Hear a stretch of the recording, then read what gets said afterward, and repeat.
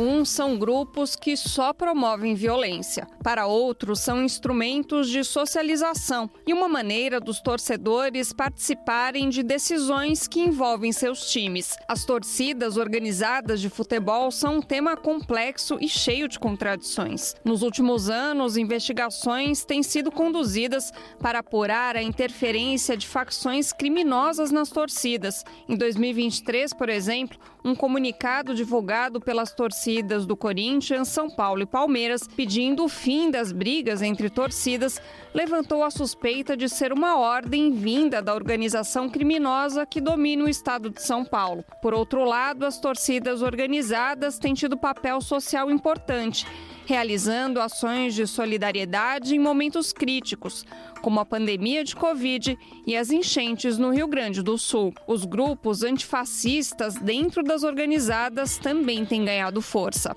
O BDF Entrevista de hoje quer saber: torcidas de futebol podem ser ferramentas de organização popular e como combater a violência dentro dessas estruturas? Olá, está no ar o BDF Entrevista. Você pode, como sempre, seja muito bem-vindo. Você pode nos acompanhar no canal do YouTube do Brasil de Fato, também diariamente na rede TVT e também na Rádio Brasil de Fato 98.9. Veja a melhor forma de interagir conosco e acompanhe sempre a programação do BDF Entrevista. Hoje, como vocês puderam ver, um tema especial. Vamos falar de, além de especial, um tema nevrálgico na sociedade brasileira. Vamos falar sobre as torcidas organizadas. E para me ajudar a entender esse tema, eu tenho aqui uma autoridade sobre isso, Alex Mindu, sociólogo e também cofundador da Associação Nacional das Torcidas Organizadas, a Anatorg. Mindu, uma satisfação enorme te receber aqui. Muito obrigado por aceitar nosso convite. Eu sei que tua agenda é tomada, mas obrigado por ter vindo aqui.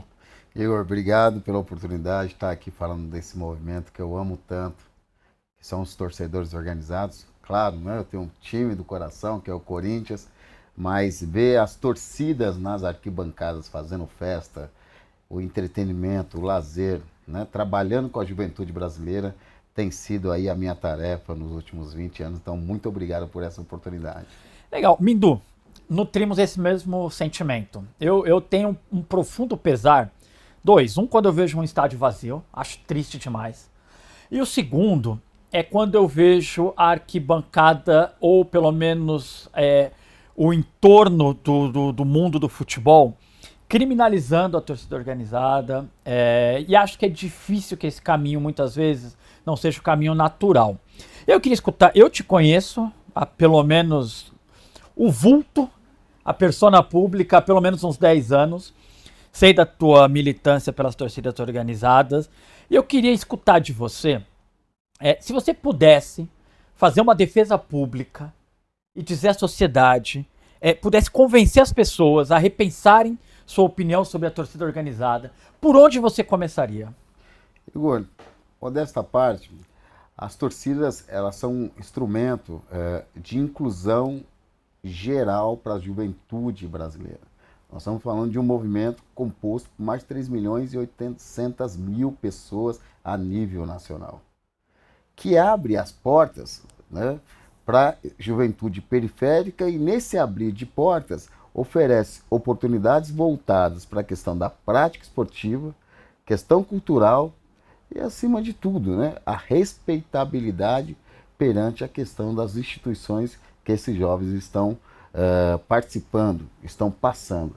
E, claro, a possibilidade, no baixo custo, de conhecer outras culturas, né, além da sua, atinente ali ao local que ele vive, que ele está, que ele se encontra. Então é através da torcida organizada, muitas das vezes, Igor, que esse jovem tem a oportunidade de atravessar, né, as fronteiras do teu estado. Isso ocorreu comigo, né? Ou seja, eu conheci o estado de Rio de Janeiro a partir do momento que eu passei a participar de uma torcida organizada. Você me falou que a tua primeira viagem internacional também foi para a Argentina, né? Exatamente. Também por conta da viagem com a Gaviões da Fiel. Exatamente. Então eu tive um período, né, de uma pujança muito forte, de participação atrás do Corinthians, né, participando como sócio dos Gaviões da Fiel, que me possibilitou isso, né, conhecer outros estados, conhecer outro país e com isso, claro, aumentar o meu capital intelectual, cultural e, claro, as relações que são feitas dentro da torcida aí. Então, dentro da torcida, esse jovem ele tem a possibilidade de interagir com outros jovens de outras classes sociais que faz com que esse cara reflita sobre a própria vida e sobre o que ele quer para o futuro dele. Então, eu sou fruto de torcida organizada. Talvez se não fosse a torcida organizada, eu não estaria num patamar considerável e razoável dentro de uma sociedade tão excludente que é a sociedade brasileira. Agora, você está falando de uma torcida organizada que invariavelmente se envolve de fato no debate sobre a vida política do país, sobre a agenda política do Brasil. Isso pode ser tomado como regra? Hoje, esse jovem, principalmente o jovem preto periférico que vai buscar na torcida organizada um lugar de pertencimento, um lugar de comunidade, um senso de comunidade, ele encontra esse nível de debate e reflexão sobre a sociedade, sobre a realidade que ele vive, sobre o projeto de país que está em vigor, ele encontra nas quadras das torcidas organizadas? Com certeza. Eu vou fazer um recorte pelas 4 torcidas maiores do estado de São Paulo. Né? No caso, Gaviões da Fiel, Torcida Independente, Mancha Verde e Torcida Jovem no Santos. Todas elas, sem exceção, têm uma participação ímpar no processo de formação dentro dos movimentos sociais ou com os movimentos sociais. É natural que hoje, muitos dos líderes, né, que estão postos aí em vários movimentos sociais da nossa sociedade, como o MST, MTST, né, são pessoas que foram originárias da torcida organizada e que viu, né, na questão da participação junto aos movimentos sociais uma extensão das suas atividades. Além dessa extensão, né, a consciência de classe e de pertencimento.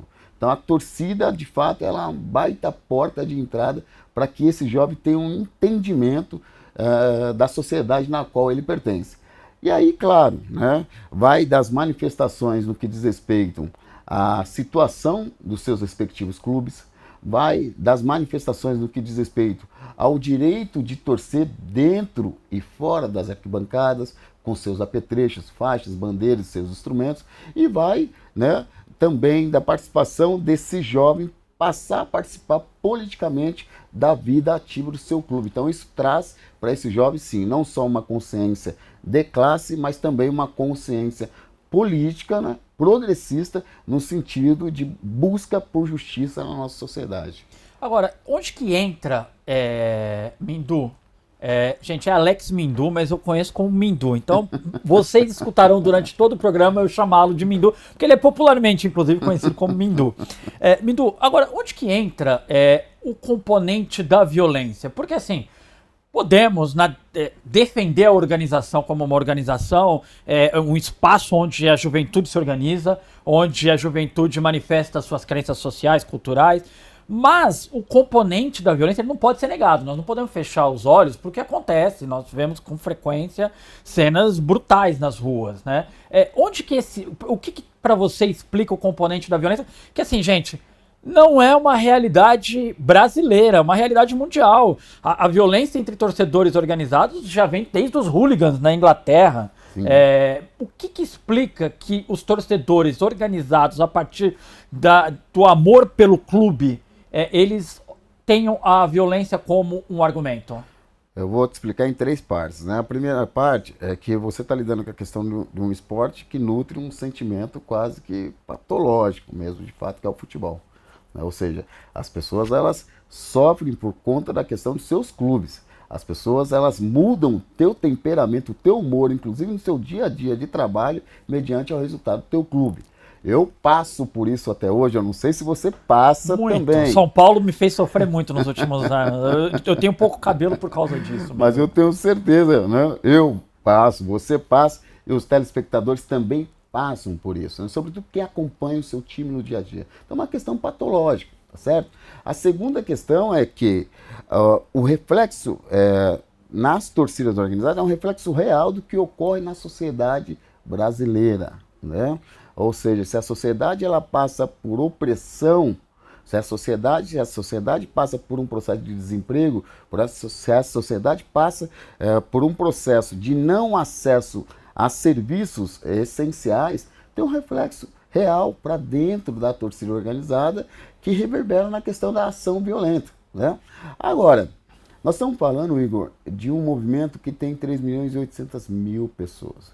Segundo o sociólogo Maurício Murad, 1% desse segmento inteiro busca uma ação de violência, uma prática de violência contumaz, tá certo? Ou seja, é um número totalmente irrisório diante de um montante que participa, por exemplo, de um clássico de futebol. A grande questão é o entendimento do que é esse movimento, do entendimento do que pode se virar esse movimento e o que é pior, sobretudo para as classes dos poderosos. É esse movimento ter consciência de classe e passar a reivindicar uma outra coisa além da sua paixão pelo futebol, tá certo? Então, a grande mídia, né, a mídia poderosa, que inclusive patrocina e ganha milhões e milhões, né, transmitindo esses jogos para mais de 168, 172 países, a depender do campeonato, ela precisa ter um bode expiatório.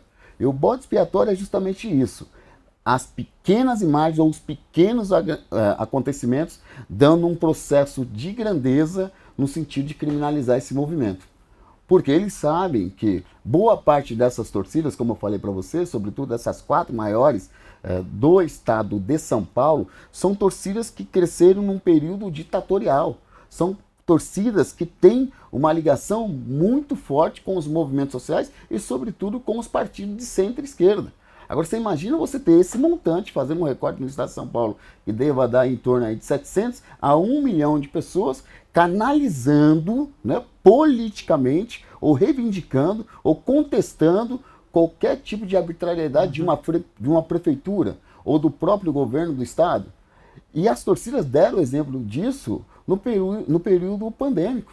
Eu ia chegar aí com você. Foi muito curioso. Então vou amarrar 2 pontas, então, Mindu. Você me deu uma possibilidade aqui de fazer, trazer pra gente aqui 2 reflexões. Bom, primeiro, o que nós temos visto, eu queria entender de você se é um movimento natural, tá? O que seria o motor propulsor desse movimento, que é o surgimento de núcleos antifascistas dentro das torcidas. Me parece, você tem aí, para situar aqui, você tem o bonde do Che na Independente, a Zumbi de Palmeiras, né, na Mancha. Você tem para citar 2 aí, você tem alguns núcleos antifascistas. O CDC. Também. E aí, eles estão crescendo. Me parece que são iniciativas de grupos mais progressistas, mais à esquerda, que querem disputar a torcida organizada por dentro e não por fora, né? O quanto esses grupos, de fato, eles hoje são relevantes.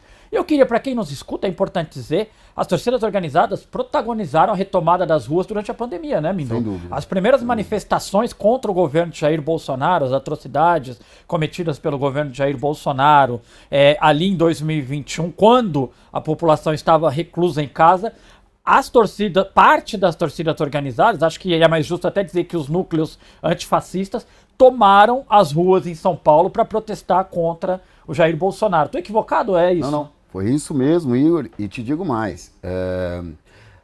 O que levou as torcidas a irem para as ruas durante esse período, né? Nas redes se via todo santo dia, infelizmente, a perda de membros das torcidas organizadas, né, e pedido de auxílio, sobretudo da massa periférica. Diga-se de passagem, Igor, eu sempre digo nas... Morte de gente por conta da Covid, né? Exato, exatamente.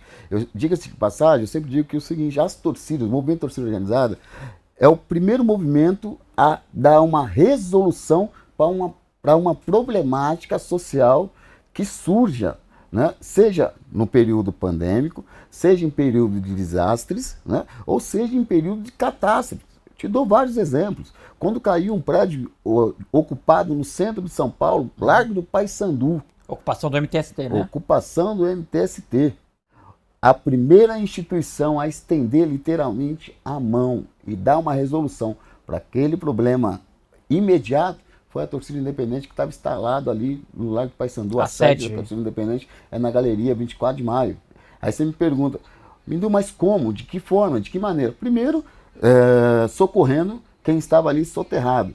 Segundo momento, gerando uma série de correntes no sentido de trazer alimentos, barracas e cobertores para que essas famílias que estavam ali, totalmente desamparadas pelo poder público, pudessem passar 2, 3, 4 e, nesse caso, uma semana sendo auxiliado pela torcida. Né? Eu te dou um segundo exemplo, quando teve a catástrofe, por exemplo, no litoral norte, Maresias. Foi as torcidas organizadas, junto com a CUFA, que mandou membros, né, levando saneamento básico, digo no sentido de... mandou cesta básica, escova de dente, colchões, colchões, etc., no sentido de trazer um alento ali, né, para aquela população, no caso. Né? E os núcleos antifascistas, Mindu? Participaram também ativamente. Mas qual é o peso deles hoje dentro, nessa disputa política dentro das organizadas? Os núcleos hoje, eles servem não só para fomentar um processo de discussão, mas também para levar pautas que muitas das vezes as torcidas estão desatentas. Né? Porque as torcidas estão ligadas na questão do seu clube, estão ligadas na questão da problemática da sua caravana, do que vão enfrentar na caravana, e, é claro, dos seus adversários, que é natural. Agora, quando se fomenta uma discussão que as torcidas organizadas percebem que tem uma relevância, né, e que pode atingir positivamente ou negativamente a questão do movimento como um todo, as torcidas passam não só a aderir, né, a essa demanda que é levantada por esses núcleos, né, antifascistas, mas também a participar. Claro, cada um dentro do seu grau ali de participação e do seu nível também de envolvimento. Né? A gente tá falando... Mas você acha que nós podemos ver esses grupos hoje minoritários antifascistas ainda disputando o poder das organizadas no futuro? Eu acho que nem seria... Ou é mais a disputa da pauta, do imaginário político ali das organizações? Sinceramente, eu acho que nem seria o intuito das torcidas ou dos torcedores antifascistas. Tá bom. Eu acho que o intuito mesmo, de fato, é alertar as torcidas sobre os acontecimentos que está ocorrendo no estado de São Paulo e que está ocorrendo no Brasil e no mundo. Né? Porque reflete, uma coisa é certa, quando o desemprego atinge, né, a população brasileira, atinge o torcedor organizado. Claro. Né? Quando, não é o caso que a gente está vivendo, a gente está vivendo uma alta, né, de geração de emprego, etc, etc. Atinge também o torcedor organizado. Então cabe aos torcedores antifascistas falar, olha, qual é o motivo da razão do aumento desse emprego? Qual é o motivo da razão do aumento do gás, do aumento da gasolina? É o porquê? É a questão do ICMS, que o governo do estado de São Paulo não abaixa, é a atitude do governo federal que manteve, né, e tentou diminuir de alguma forma, né, os impostos para que esse valor, né, não suba para o bolso desse trabalhador, e esse torcedor organizado, ele passa por isso. Então esse processo de discussão faz que tenha um grau de politização da massa em sua totalidade. Né? Agora, só antes de caminhar para a próxima pergunta, só uma pequena correção. Eu disse que a ocupação no Largo do Paissandu era do MTST, mas não era do MTST. Não me recordo agora o nome do movimento, mas não era do MTST, mas de fato era um prédio ocupado ali no Largo do Paissandu. Agora, Mindu, eu queria até tomar um pouco de cuidado com essa pergunta, porque eu acho que nós precisamos ser justos e localizar bem essa pergunta. Hoje, as facções criminosas, especificamente no estado de São Paulo, o primeiro comando da capital, o PCC, que é hegemônico no estado, é importante dizer, eu vou te perguntar sobre a eventual penetração e influência do PCC dentro das torcidas organizadas, mas é importante dizer para quem está em casa que hoje o PCC, e isso não sou eu que estou dizendo, é o Ministério Público, são as investigações da polícia, o PCC hoje está em praticamente todos os espaços em São Paulo, disputa mercados, setores econômicos, disputa eleição.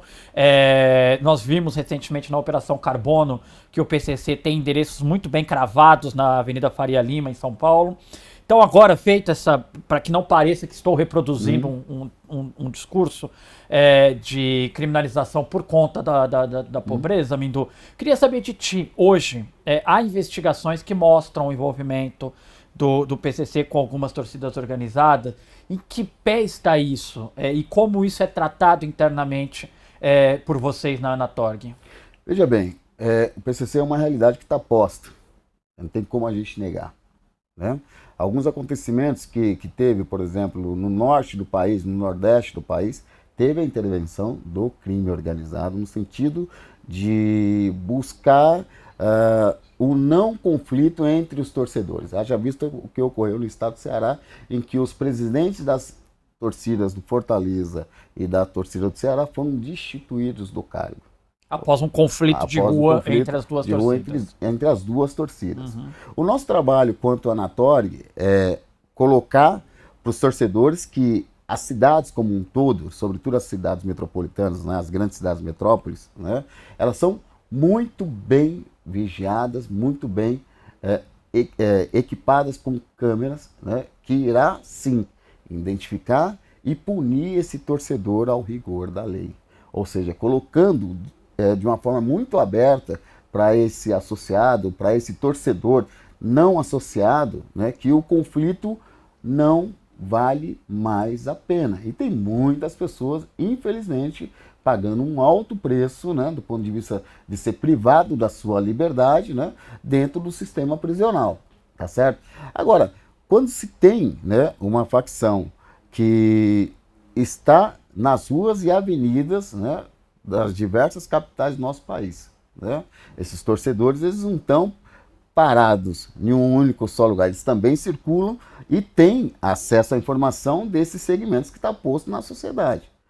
Agora, quando esse segmento, né, chama esses líderes para um diálogo no sentido, olha, não queremos mais conflitos nas cidades, né, ou seja, nas ruas e avenidas, seja em São Paulo, ou seja em outros estados como um todo, as torcidas, em sua totalidade, tendem a escutar, ou precisa escutar, né, porque o viés sobre uma ação que não é respeitada pode surgir de uma maneira um tanto quanto não...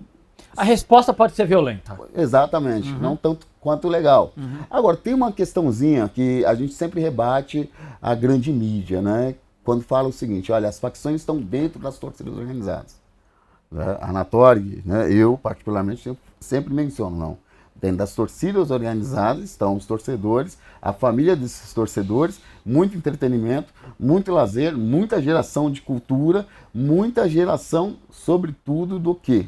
Do fomento para que esse jovem saia, né, de qualquer tipo de ação criminosa, né, que porventura ele pudesse estar participando se ele estivesse no bairro de origem, né, ou no caso, nas periferias, que é da onde que esse jovem, na maioria das vezes, sai. Né? Então, dentro das torcidas organizadas como um todo, né, eu afirmo para você, não há ação do crime organizado. Pode ser lá fora, que aí é uma questão que o Estado tem que apurar, investigar e punir se for o caso. Agora, talvez para quem nos assiste e não acompanhe o noticiário a respeito, o Mindu falou aqui algumas vezes sobre o proibir briga na rua e tal.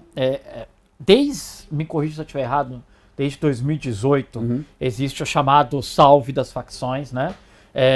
O Salve é vamos dizer, um comunicado público que as facções criminosas soltam nos espaços onde elas estão geograficamente. Então, houve um salve para que as torcidas organizadas não fossem mais para a rua, marcassem encontros para brigar, que elas não brigassem mais próximo do estádio, dentro do estádio ou fora do estádio, que não houvesse mais confronto de torcidas organizadas. Queria saber se isso é verdade e por que isso aconteceu, Mindu? Olha, veja, teve confrontos pós-2018. Teve, aí a gente pode falar sobre isso. Né? Que o crime organizado está posto, isso é uma realidade. Que teve o salve, isso ficou claro e notório para todos os paulistanos e paulistas, né, inseridos. A grande questão é o envolvimento, né, do crime organizado diz respeito à busca ou à identificação desses torcedores que buscam o conflito. Como eu mencionei para você, quem busca o conflito é a minoria da minoria. Essa minoria ela está inserida na periferia, ela tem a realidade do que está posto na periferia. Né? O que eu posso afirmar, diminuiu os conflitos? Sim. Muito pela ação, talvez, desse saldo? Pode ser que sim, mas pode ser também por conta da questão dessa ação tecnológica que está posto, que, de certa forma, o policiamento civil, militar e o Ministério Público têm um aparato a maior no sentido de apurar todo e qualquer tipo de confronto, né? E inibir e identificar quem esteja participando dessa ação negativa.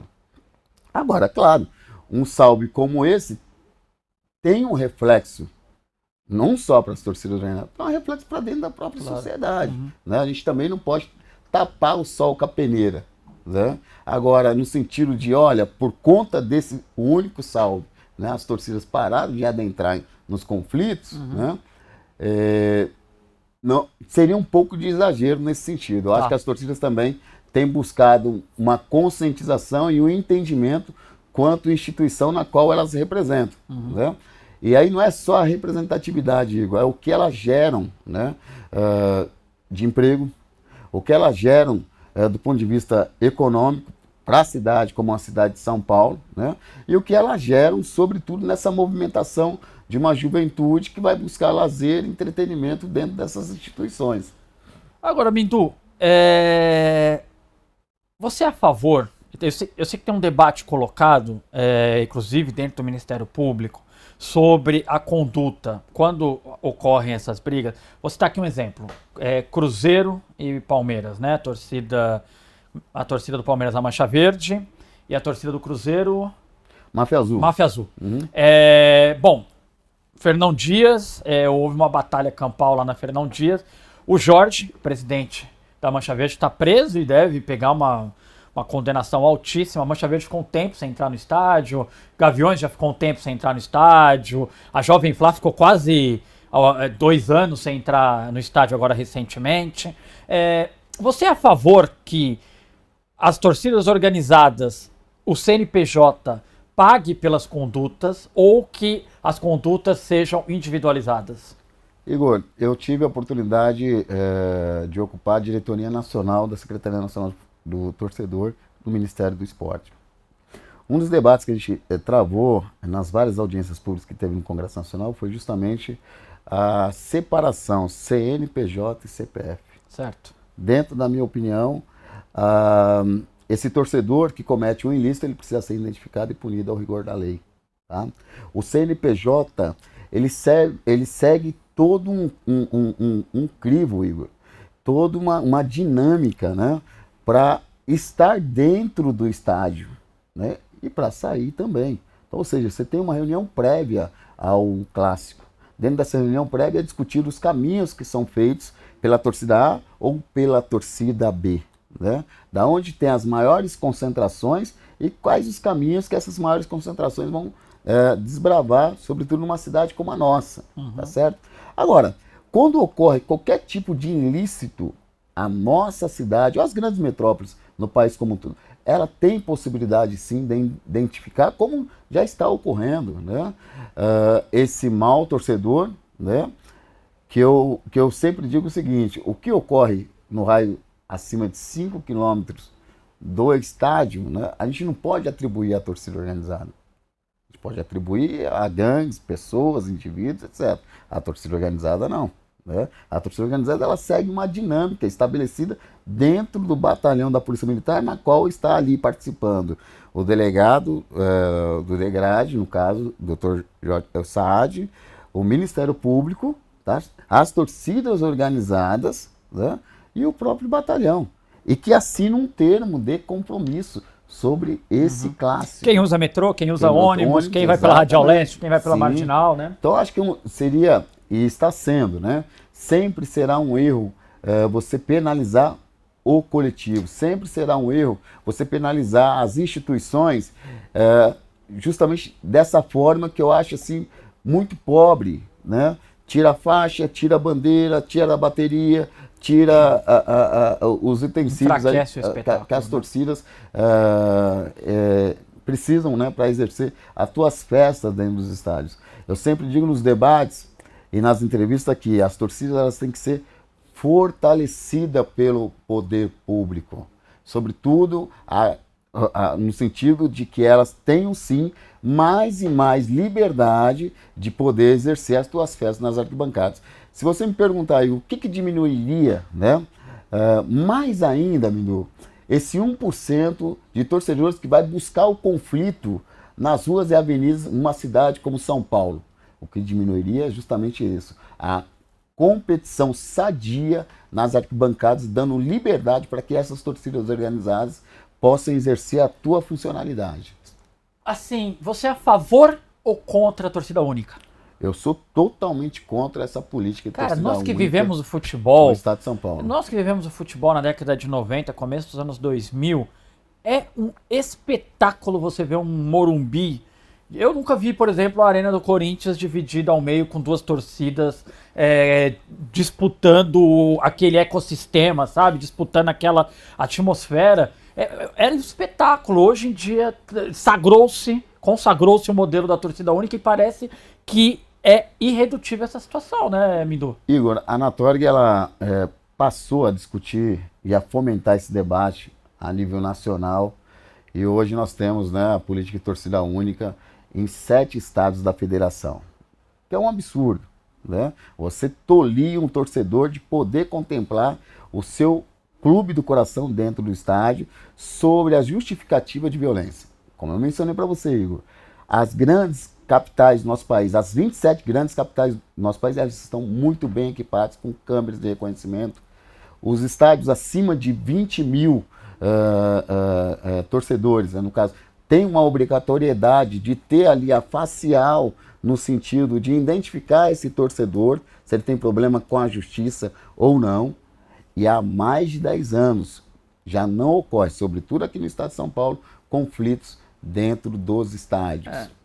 Então, essa política proibicista no maior estado do país, ela tem um viés também político, Igor. Ela tem um viés no sentido de mostrar que o seguinte, no estado de São Paulo, né, as pessoas, de certa forma, elas não podem exercer a sua natureza ou a sua naturalidade de poder contemplar o seu time do coração. E aí eu queria te provocar, Mindu, a gente está falando aqui muito de um aspecto da torcida organizada, e aí que é um aspecto muitas vezes olhado assim de lado, um soslaio assim, de desconfiança da sociedade, mas eu queria falar de um outro aspecto que a torcida organizada acaba provocando no torcedor que vem da periferia, que é o sentimento de pertencimento àquela comunidade do clube de futebol dele. E eu te digo isso porque eu quero falar um pouquinho agora sobre a elitização do futebol. Hoje, um ingresso, vou pegar aqui o ticket médio mais caro do futebol brasileiro hoje, para assistir o Palmeiras, é um jogo para ir no Allianz Parque assistir o Palmeiras, está em 85, 87 reais o médio. Mas o ingresso chega a custar 400 reais. Na Arena do Corinthians, idem, você tem ingressos de 250, 300 reais. O torcedor organizado, para quem não sabe, ele tem descontos dentro da torcida organizada, ele consegue a preços populares acessar o estádio onde o time dele vai jogar, e via de regra não é, você por favor, Mindu me corrija, não é incomum que vejamos uma massa preta num canto do estádio e o resto do estádio branco, né, Mindu? É uma imagem, pensando no que é o esporte popular do país, é assustador você imaginar que muitas vezes você vê o espetáculo proporcionado por jogadores que são negros, né? Uma massa preta que foi assistir o jogo e a imensa maioria branca hoje nos estádios. Não acaba também a torcida organizada sendo um refúgio desse torcedor periférico para se aproximar do clube? Como eu havia falado para você, Igor, logo no início, né? O futebol e as torcidas organizadas é o extrato real do que é a sociedade brasileira nos dias de hoje, né? No que tange aos valores dos ingressos, há uma contradição tão absurda que a Anatorg tem batido de frente, não só com os clubes, mas com o CBF, e provocado o PROCON. Por quê?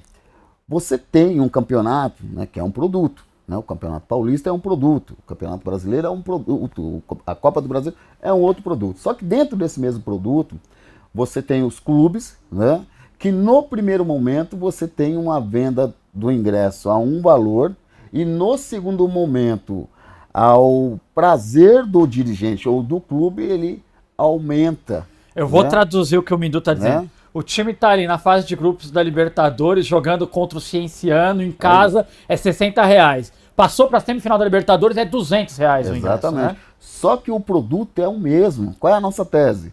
O torcedor ele não está comprando só o jogo em si. Ele está comprando a participação desse seu time no Campeonato Paulista, ou na Copa do Brasil, ou no Campeonato Brasileiro.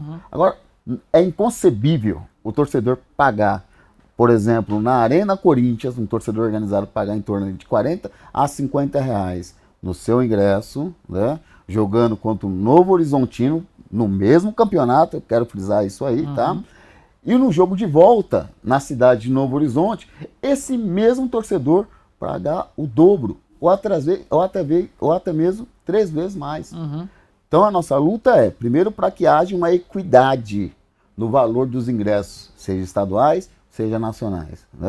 E também um tabelamento, Igor, ou seja, no máximo, pegando a realidade brasileira, no máximo 2,5% do valor baseado na questão do salário mínimo. Ou seja, 2,5% do salário mínimo. Hoje, 1.400 e pouco, 1%.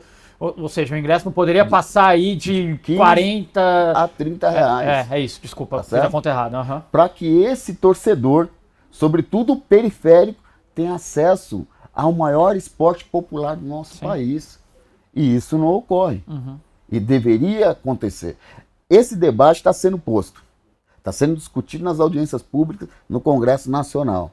Agora, é muito louco, Igor, quando você vê a movimentação, né, dos clubes, dos jogadores, né, dos empresários que estão inseridos ali dentro dessa estrutura, né, conversando com seus parlamentares, né, para que esse projeto não avance na casa do povo. Por isso que eu falo, Igor, as torcidas elas precisam, sim, ter consciência de classe, consciência política e, sobretudo, entender que precisa de representantes dentro das câmaras municipais, dentro das assembleias legislativas e dentro do Congresso Nacional, para que esse representante possa defender os interesses das torcidas organizadas. Porque a grande imprensa tem os seus deputados para defender os seus interesses. Os jogadores têm os seus deputados para defender os seus interesses. As federações de CBF também têm.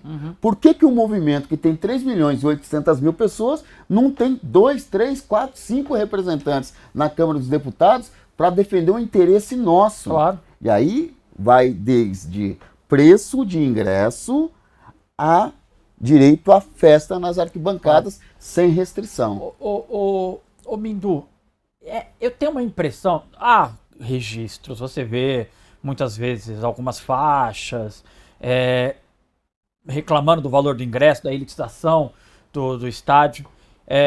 Na Europa tem um movimento muito forte contra a modernização do futebol, não a modernização que imaginamos o futebol se adaptar ao tempo que vive, mas a elitização, o futebol moderno, como se encara o futebol moderno, como um produto apenas, né, entregue numa prateleira. Mas aqui no Brasil eu tenho a impressão, muita gente acaba dizendo que as torcidas organizadas são cooptadas pelos clubes.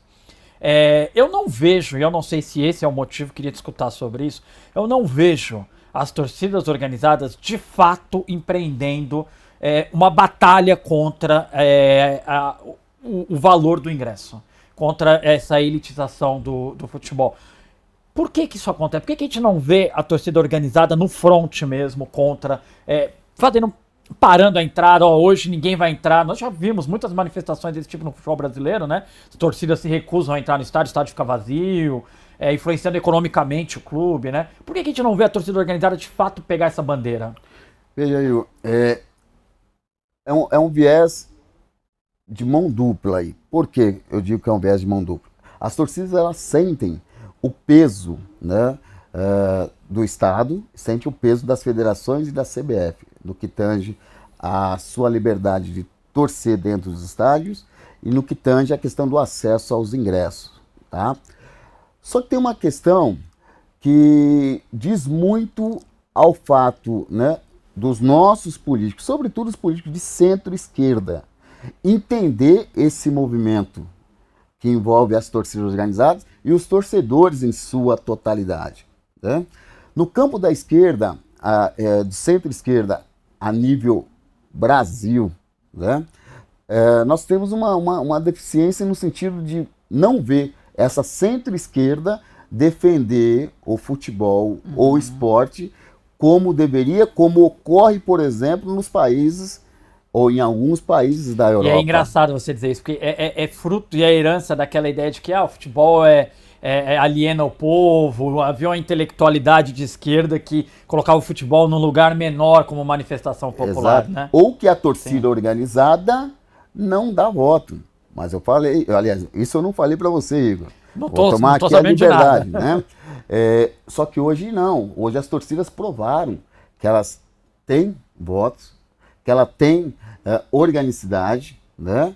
E que ela está ou passou a defender alguns espaços estratégicos na nossa sociedade. A nível nacional, Igor, nós temos aí pelo menos 6 deputados estaduais oriundos de torcidas organizadas. Nós temos pelo menos 7 vereadores oriundos de torcida organizada. E uma trocenta pessoas que são suplentes a deputado estadual ou a deputado federal. Eu mesmo saí candidato em 2018, deputado estadual, sem estrutura, e obtive 12 mil votos. Da onde veio os votos do Alex Mindu? Veio do movimento torcida organizada. Só que eu sinto que a esquerda brasileira, a centro-esquerda brasileira, né, não vê com bons olhos ou não abraça esse movimento como deveria. Vou te dar um exemplo aqui. Nós tivemos uma discussão na Assembleia Legislativa do Estado de São Paulo no sentido de liberação, que também é uma bandeira da Anatorg, de bebidas alcoólicas dentro dos estádios no Estado de São Paulo. Para você ver o quanto esse estado é conservador. É só esse estado, talvez um dos poucos a nível de federação, dos 27, comparado, que é proibido ter uma cervejinha dentro do estádio. Só que aí, pasme, amigo, a cervejinha ela não pode para o torcedor comum, mas pode para o torcedor que está lá no camarote. Tá certo? Ou seja, isso é um escárnio, né, com o torcedor. Né? E quem decide isso, Igor? Quando a gente estava discutindo dentro da Assembleia Legislativa, e aí eu volto novamente a uma crítica construtiva à nossa esquerda. Um único parlamentar da esquerda veio em defesa do que a Anatorg estava colocando no que diz respeito, olha, não, nós temos o direito, sim, de poder usufruir, né, ou beber dentro dos estádios. Né? E quem estava defendendo a não bebida dentro do estádio são pessoas que sequer nunca pisou na arquibancada, Igor. E os argumentos eram os mais pífios possíveis. Assim, ficava muito aparente, poxa, esse cara nunca foi no estádio. Essa mulher nunca foi no estádio. Ela nunca foi, ou ele nunca foi dentro de uma torcida organizada. Né? Você colocar a bebida dentro do estádio como um todo, né? Você, na verdade, só vai estar naturalizando algo que já ocorre em outros estados. Então, o estado de São Paulo é um estado conservador no sentido de fomentar política pública, muitas das vezes não levando em consideração a realidade real desse cidadão ou desse torcedor organizado e não organizado. Tá certo. Chegamos ao fim, Mindu. Poxa, rapidinho, irmão. Pareceu pouco, né? Mas de Deus. Esse é um tema que daria para ficar horas conversando. Inclusive, nos falta subsídio, nos falta informações sobre um assunto que é tão do cotidiano brasileiro. O futebol só se discute no Brasil dentro das 4 linhas. A gente discute pouco o futebol como fenômeno cultural e social, Mindu. Obrigado por ter vindo aqui. Eu que agradeço. Espero contar contigo outras vezes aí pra gente discutir isso. Pode ter certeza. Temos uma Copa do Mundo pela frente aí. Por favor. Tá eu bom? que agradeço e espero que no futuro muito próximo nós possamos ter estádios de futebol em que as torcidas e os seus torcedores possam fazer livres manifestações. Tá certo. Gente, vamos ficando por aqui com mais essa edição do BDF Entrevista. Lembrando que você pode acompanhar o programa sempre no YouTube do Brasil de Fato, na Rede TVT e na Rádio Brasil de Fato 98.9. Ficamos aqui então, até a próxima edição do BDF Entrevista.